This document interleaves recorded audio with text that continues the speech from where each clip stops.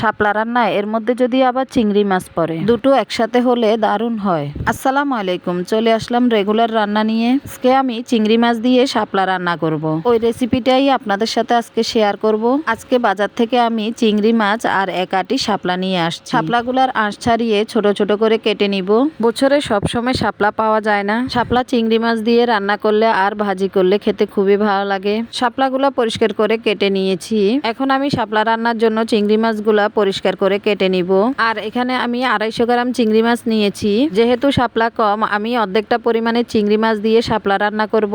এখন আমি শাপলা রান্না করার জন্য চলে যাব। এখানে আমি শাপলাগুলা নিয়ে নিয়েছি। এখানে আমি পরিষ্কার করা চিংড়ি মাছ নিয়েছি। একটা বড় সাইজের পেঁয়াজ কেটে নিয়েছি।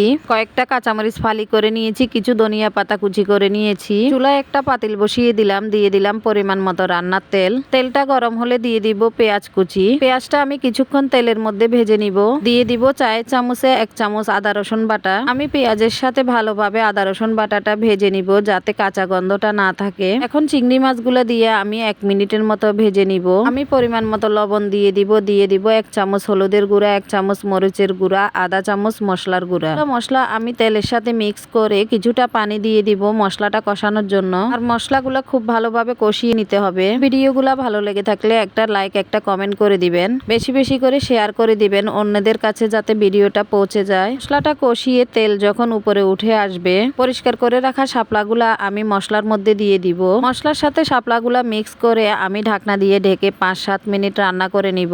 এখানে শাপলা কষানোতে আমি কোনো পানি ব্যবহার করিনি। শাপলা থেকে অনেকটা পরিমাণের পানি উঠেছে। ওই পানিতেই শাপলা কষানো হয়ে গিয়েছে। আর শাপলাগুলাও একদম সিদ্ধ হয়ে গিয়েছে। শাপলা রান্না করতে খুব একটা সময় লাগে না। শাপলার মধ্যে আমি কেটে রাখা কাঁচামরিচগুলো দিয়ে দিয়েছি। আর ঝোলের জন্য সামান্য পরিমাণের পানিও দিয়ে দিয়েছি। আরো কিছুক্ষণ শাপলাটা রান্না করে নিব। রান্নাটা প্রায় হয়ে গিয়েছে। এখন আমি কিছুটা ধনিয়া পাতা উপরে ছিটিয়ে দিব। আর ভালোভাবে একটু মিক্স করে নিব।